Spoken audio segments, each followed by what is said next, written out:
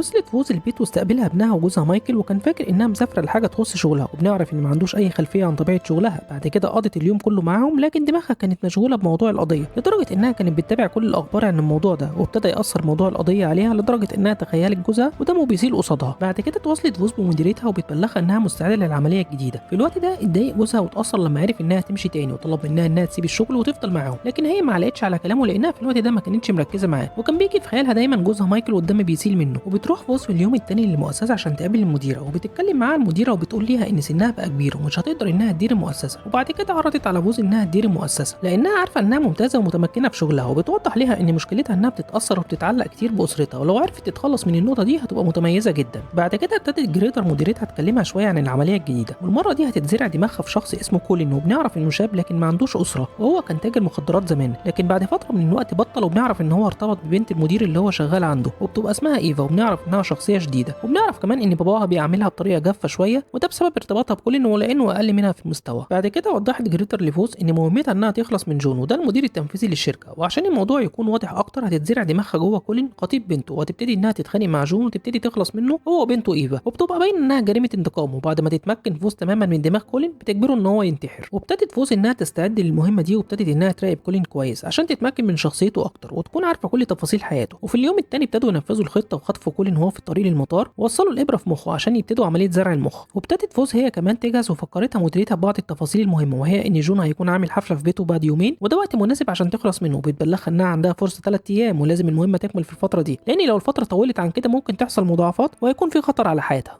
وابتدى الدكتور المختص يوصل الاجهزه على فوز، وينجح ان هو ينقل مخها في جسم كولين، وتبتدي تتعامل وتروح البيت بتاعه، وبتبقى جنب ايفا عشان كل الامور تكون طبيعيه. وفي اليوم الثاني بتصحى وبتخش الحمام، وبتبقى مستغربه جدا من نفسها انها موجوده في جسم شخص راجل، وعلى الرغم من كده كانت بتحاول تتمكن من نفسها اكتر وتسيطر على توترها عشان العمليه تنجح.